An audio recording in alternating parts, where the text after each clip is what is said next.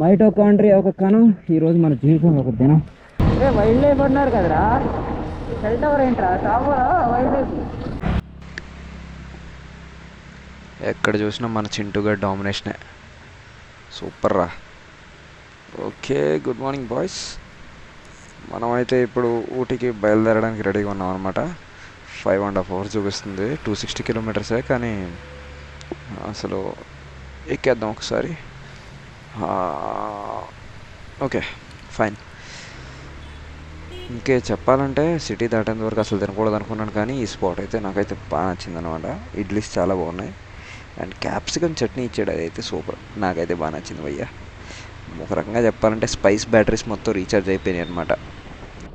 ఒక రకంగా చెప్పాలి అంటే నాకు ఇక్కడ ఇడ్లీ బాగా నచ్చడానికి మెయిన్ కారణం ఏంటంటే, మనకి ఏపీ సైడ్ దొరుకుతాయి అనమాట. 30 ఇడ్లీ అంటారు దాన్ని, కొన్ని చోట్ల దాన్ని ఆయకుడు అని కూడా అంటారు, అంటే గోదావరి సైడ్ ఆయకుడు అంటారు. అండ్ ఇక్కడ దాన్ని చాలా చక్కగా తయారు చేశాడు.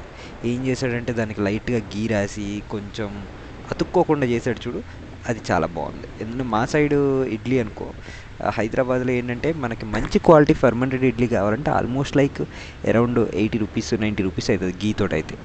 కానీ ఇక్కడైతే ఆల్మోస్ట్ లైక్ 40 రూపీస్కి దొరికేసింది. నేను ఏ రోజైతే బైకర్ కింద డిసైడ్ అయ్యానో ఆ రోజే నేను టోల్ గేట్ కట్టాల్సిన అవసరం లేదని ఫిక్స్ అయిపోయాను. సో దట్ నాకు టోల్ గేట్ సైడ్ నుంచి ఇదిగో ఇట్లా సింపుల్గా ఎస్కేప్ అయిపోవచ్చు అనమాట. ఇది మాత్రం పక్కా. I'm literally happy about one thing, toll గేట్లో లైన్లో నించోవాల్సిన పని లేదు. కాకపోతే అదేదో నైస్ రోడ్ అని ఉంది, ఆ నైస్ రోడ్డుకి మాత్రం వెళ్ళాలంటే మనం టోల్ కట్టాలన్నమాట. ఫోన్లే, బైపాస్ రోడ్ అయితే నాకు బాగా నచ్చింది, ఎందుకంటే ఇది ప్రాపర్ 2-lane హైవే. ఏయ్ flash man, oh my God shit. అన్నా అన్న అన్న అన్న ఆగన్నా ఆగన్నా ఆగన్నా, వస్తున్నా 1 minute. ఎంత ట్రై చేసినా కూడా వీడిని ఇప్పుడు రీచ్ అవ్వాలంటే మనం ఆల్రెడీ 85లో ఉన్నాం, యాక్సిలేట్ అవ్వట్లేదు. సర్లే, స్లోగా వెళ్ళిపోదాం, ఎందుకంటే మనం ఎంత స్పీడ్గా వెళ్ళినా కూడా అది 440cc ఇంజిన్, మనదేమో 125cc ఇంజిన్. వద్దులే, మళ్ళీ గట్టిగా అంటే ఇబ్బందే. ఊగుతుంది ఏంటిది, కొంచెం టైర్ ప్రెషర్ తక్కువ ఉన్నట్టుంది. ఎక్కడైనా దారిలో ఏదైనా పంచర్ షాప్ కనపడితే ఒకసారి ఫస్ట్ టైర్ ప్రెషర్ చెక్ చేయించుకోవాలి. Okay smoother. ఓకే, ఇక్కడికి వచ్చాక మెయిన్ ప్రాబ్లం ఏంటంటే హైవే మీద ఉండే స్పీడ్ బ్రేకర్లు, ఈ యూటర్న్ క్రాసింగ్లు, వీటి దగ్గరే ఉంటాయి మెయిన్ ప్రాబ్లం. 2-lane హైవే మీద. అదే 4-lane హైవే అనుకో ఇట్లాంటి ప్రాబ్లం ఉండదు, ఎందుకంటే దానికి యూటర్న్స్ ఉండవు.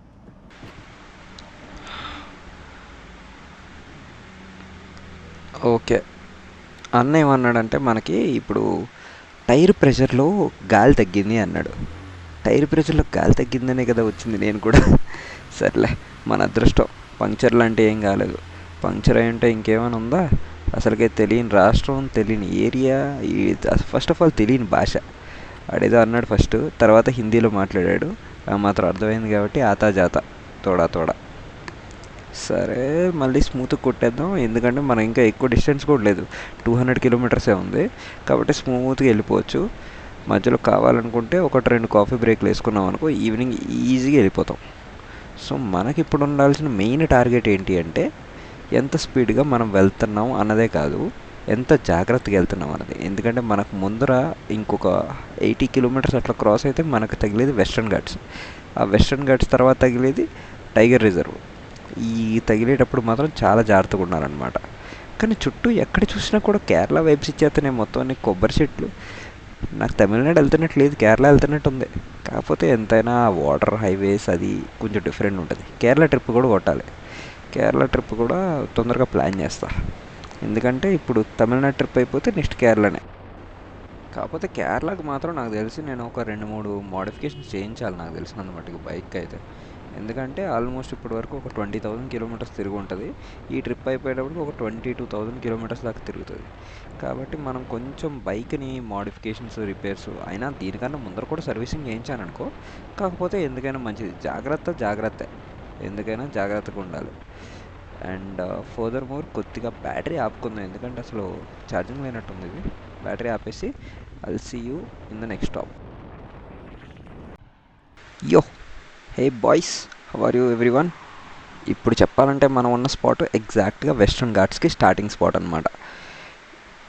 వెస్ట్రన్ ఘాట్స్ స్టార్టింగ్ స్పాట్ అని చెప్పేసి ఇక్కడే ఎందుకు ఆగాను అనుకుంటున్నారా, ఎందుకంటే గూగుల్ మ్యాప్స్ అదే చెప్పింది.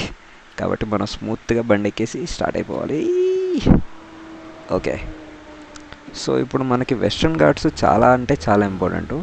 టు బీ హానెస్ట్, నేను ఒక జియోగ్రఫీ స్టూడెంట్ని ఒకప్పుడు, అంటే హిస్టరీ, పబ్లిక్ అడ్మినిస్ట్రేషన్, జియోగ్రఫీ, అది పెద్ద కొంచెం కన్ఫ్యూజింగ్ టాపిక్. సో మనం సింపుల్ మ్యాటర్కి వచ్చేద్దాం. వెస్ట్రన్ ఘాట్స్ అనేవి చాలా ఇంపార్టెంట్ అనమాట. మీరు చూసుకుంటే అక్కడంతా కొండలే ఉన్నాయి. అందుకే మన పెద్దలు చెప్తుంటారు, don't SIT like a rock, work like a clock అని చెప్పేసి. So this western Ghats, the whole set of mountain ranges is around 1600 kilometres, 1600 కిలోమీటర్లు ఉంటుంది ఆల్మోస్ట్. అంటే నేను ఇప్పుడు వేసే ట్రిప్లో almost like 50%, 80% of the trip distance 1600 kilometres. So అది మొత్తం మౌంటైన్ రేంజే ఉంటుంది. ఇప్పుడు మనం వెళ్ళే ఊటీ కూడా అది కూడా వెస్ట్రన్ ఘాట్స్లో పార్టీ అనమాట. సో వెస్ట్రన్ ఘాట్స్, ఈ ఘాట్ రోడ్ ఇది ఆల్మోస్ట్ లైక్ నాకు 3 అవర్స్ చూపిస్తుంది. నేను యాక్చువల్ 150 కిలోమీటర్స్ అంటే 2 అవర్స్లో కొట్టేస్తా.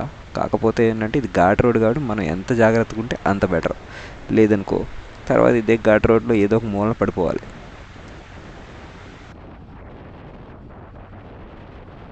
One more battery spotted. ఈ బ్రిడ్జ్ మీద వ్యూ అయితే అదిరిపోయింది. ఆగి ఫోటోలు తీసుకోవాలని ఉంది, కానీ ఎందుకైనా మంచిది, మనకి డెస్టినేషన్ ఇంపార్టెంట్ జర్నీ కన్నా ఇప్పుడైతే. ఎందుకంటే మళ్ళీ లేట్ అయ్యి మనం ఏ హైవే మీద అయిపోయామనుకో, హైవే మీద అయిపోయినా పర్లేదు, అదే కానీ ఏ ఫారెస్ట్ రోడ్లోనే అయిపోయామనుకో, దాన్ని మించిన దరిద్రం ఇంకోటి ఉండదు. అసలుకే సిగ్నల్ కూడా ఉండట్లేదు ఈ మధ్య, చాలా చోట్లలో సిగ్నల్ లేదురా బాబు, దారి మొత్తం అదే ప్రాబ్లం. ఈ బ్రిడ్జ్ అయితే నాకైతే బాగా నచ్చింది, ఎందుకంటే it's a long straight bridge. కాకపోతే ఒకటే ప్రాబ్లం ఏంటంటే ఇది టూ వే కాబట్టి మనం చాలా జాగ్రత్తగా ఉండాలి. లేదనుకో తేడా వచ్చిందంటే ఎవడో ఒకటి వచ్చి గుర్తెత్తాడు, తర్వాత ఎవరిని అడగడానికి కూడా ఉండదు. అండ్ ఇంకోటి, నేను దారిలో వస్తుంటే చాలా వరకు ఎలక్ట్రిక్ బళ్ళు చూడడం మొదలెట్టాను. ఏతర్ కానీ, మనది అల్ట్రా వైలెట్ కానీ, లేదంటే ఓలా స్కూటీలు కానీ. నాకు అర్థం కావట్లేదు, లైక్ ఛార్జింగ్ పాయింట్లు ఇన్ని ఉన్నాయా ఇక్కడ? ఇన్ని ఛార్జింగ్ పాయింట్లు ఉంటే మాత్రం అంత చక్కగా వాడేస్తారా? నిజంగా చెప్తున్నా, అంటే like battery is battery of course, కాకపోతే like it saves a lot of power and energy. కాబట్టి అదైతే ఖచ్చితంగా చాలా మంచి యూస్ఫుల్ అని చెప్పాలి. కానీ ఎక్కడికి వెళ్ళినా మన స్ప్లెండర్, గ్లామర్ డామినేషన్ మాత్రం డామినేషనే, అది మాత్రం వేరే విషయం. పైగా ప్లస్ పాయింట్ ఏంటంటే, మీరు ఎప్పుడైనా కూడా సౌత్ ట్రిప్ వేస్తున్నారు అనుకోండి, when you're doing the south trips most of the time, most commonly found is sugar cane juice, లేదంటే సీజనల్ ఫ్రూట్స్. ఇంకా విచిత్రం ఏంటంటే, ఇక్కడ ఛాయ్ కన్నా ఎక్కువ కాఫీ దొరుకుతుంది. కర్ణాటక బార్డర్స్ క్రాస్ అయ్యేటప్పుడు ఛాయ్ కన్నా ఎక్కువ కాఫీ దొరుకుతుంది. అదే నేను షాక్ అయ్యా. కాఫీ కూడా బాగుంటుంది అనుకో, అది వేరే విషయం. కాఫీ అయితే బాగుంది. I did had a couple of coffees on my way back. సరే రా బాబు, ఇక్కడ ఒకసారి బ్యాటరీ చెక్ చేసుకోవాలి. Will see you in the next one. Okay, so battery అయితే మనం చేంజ్ చేస్తాం. ఎందుకంటే లైక్ ఈ గోప్రో తోటి వచ్చిన మెయిన్ ప్రాబ్లం ఏంటంటే, నా దగ్గర బ్యాటరీకి సెపరేట్గా ఛార్జర్ లేదనమాట. సో దానివల్ల ఏంటంటే గోప్రో కెమెరాతోటే బ్యాటరీకి ఛార్జింగ్ పెట్టాల్సి వస్తుంది. సో దీనివల్ల ఏంటంటే నాకు మెయిన్ ఇక్కడే ఇబ్బంది అవుతుంది అనమాట.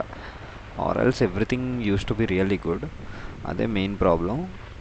సో ఎప్పుడైనా ఛార్జింగ్ పెట్టాలంటే గోప్రో కెమెరా లోపల బ్యాటరీ పెట్టి మళ్ళీ అది హీట్ ఎక్కి ఇది హీట్ ఎక్కి, మెయిన్ గోప్రో తోటి ఉన్న మెయిన్ ప్రాబ్లం వల్ల హీటింగే. అంటే డీజే యాక్షన్ 4లో కూడా ఉంది, లేదని కాదు, యాక్షన్ 5 అండ్ 6లో దాన్ని ఆల్మోస్ట్ లైక్ చాలా వరకు రెడ్యూస్ చేశాడు. కానీ మనకి గోప్రోలో మాత్రం హీటింగ్ ఇష్యూ ఇప్పటికీ పోలేదు. మిషన్ 1 ఒకటి లాంచ్ అవుతుంది, దాంట్లో కూడా అదే ప్రాబ్లం, హీటింగ్ ఇష్యూస్. కానీ విచిత్రం ఏంటంటే, లైక్ మిషన్ 1 ప్రో వచ్చేసి దానికి నెట్ఫ్లిక్స్ సర్టిఫికేషన్ ఉంది. అంటే ఆల్మోస్ట్ లైక్ సినిమాటిక్ షార్ట్స్ కూడా చాలా బాగా తీస్తుంది. అండ్ 1:1 అదేదో పెద్ద టెక్నికాలిటీ, నాకు కూడా సరిగ్గా ఎక్కలేదు. కాకపోతే బాగుంది, నేను నైటే చూసాను దాన్ని మొత్తం కంప్లీట్ రివ్యూ అంతా. ఆర్టీసీ బస్సులు, టూరిస్ట్ బస్సులు బాగానే తిరుగుతున్నాయి. సో మెయిన్ థింగ్ ఏంటంటే, మనకి వెస్ట్రన్ ఘాట్స్ వల్ల first of all main significance, మనకి తెలుగు రాష్ట్రాలకి, సౌత్కి మొత్తం రెయిన్ఫాల్కి కారణం అంతా వెస్ట్రన్ ఘాట్స్ వెజిటేషనే. వెస్ట్రన్ ఘాట్స్ వెజిటేషన్ లేకపోతే నిజంగా చెప్పాలంటే మనకు ఆ రెయిన్ఫాల్ ఉండదు. ఆ నైరుతి ఋతుపవనాలు, అదే టు బీ హానెస్ట్ మన్సూన్స్, ఋతుపవనాలు అంటే మన్సూన్స్ అనమాట. మనలో చాలామందికి అర్థం కాదు, కానీ ఒరిజినల్గా అయితే అది ఋతుపవనాలు అంటారు. అంటే like we have 6 seasons according to the Telugu, that is called monsoon seasons and otherwise. అది మొత్తం అంతా మీకు క్లియర్గా ఎక్స్ప్లెయిన్ చేయాలంటే నాకున్న టైం సరిపోదు. సో మీరు కూడా అప్పుడప్పుడు కొద్దిగా మీ చిన్నప్పటి లెసన్స్ మీద గట్టిగా ఫోకస్ చేస్తే మీకు కూడా తెలుస్తాయి. ఓకేనా? సరే మరి మనమైతే ఇంకా కొంచెం జాగ్రత్తగా ఫోకస్ చేసుకుంటూ అట్లా ముందరకు వెళ్ళిపోయామనుకో will be able to reach. మధ్యలో ఒక కాఫీ బ్రేక్ కొడితే మాత్రం నిజంగా క్రేజీ ఉంటుంది. సో లెట్స్ సీ, దగ్గరలో ఏదైనా కాఫీ షాప్ కనబడితే మాత్రం ఖచ్చితంగా ఒకసారి ఆపాలి. ఆపితే I will be recharging my caffeine levels.